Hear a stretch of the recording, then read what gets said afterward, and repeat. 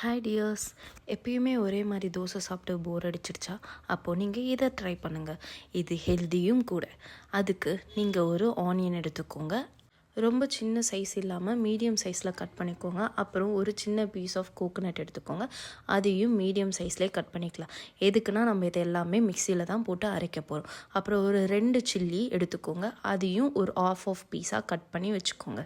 உங்களுக்கு காரமாக வேணும்னா இன்னும் நீங்கள் சில்லி ஆட் பண்ணிக்கலாம். பட் நம்ம காஞ்ச மிளகாவும் ஆட் பண்ண போகிறோம். அப்புறம் ஒரு சின்ன பீஸ் ஆஃப் ஜிஞ்சர் எடுத்துக்கோங்க. அதையும் ஆஃபாக கட் பண்ணிக்கோங்க. பச்சை பயிரை ஒரு 1 டே ஃபுல்லாக சோக் பண்ணிங்கன்னா இந்த மாதிரி தான் இருக்கும். உங்ககிட்ட முளைக்கட்டினதாக இருந்தாலும் பரவாயில்ல, அதை எடுத்துக்கோங்க. இதை வச்சு தான் நம்ம இன்றைக்கி தோசை சுட போகிறோம். ஜாரில் உங்களுக்கு தேவையான அளவுக்கு பயிரை போட்டுக்கோங்க. அது போட்டதுக்கப்புறம் இப்போ நம்ம கட் பண்ண எல்லா திங்ஸுமே ஆட் பண்ணோம். கோகோனட் ஆட் பண்ணிக்கோங்க, onion, red chilli, green chilli, அப்புறம் இஞ்சி, மிளகு, சீரகம் இதெல்லாம் போட்டு அரைச்சி எடுத்திங்கன்னா உங்களுக்கு ஸ்மூத்தாக வரும். ஸோ அது கூட ஒரு கரண்டி மாவு, நார்மலாக நம்ம தோசை ஊற்றுற மாவு ஒரே ஒரு கரண்டி மட்டும் ஆட் பண்ணி நல்லா மாவை மிக்ஸ் பண்ணி எடுத்துக்கோங்க. இப்போ மாவு ரெடி ஆகிடுச்சு. நம்ம தோசை சுடலாமா? ஸ்டவ் ஆன் பண்ணிக்கோங்க. தோசைக்கல் வைங்க. தோசைக்கல் ஹீட் ஆகுற வரையும் வெயிட் பண்ணிவிட்டு அதுக்கப்புறம் தோசை சுடுங்க.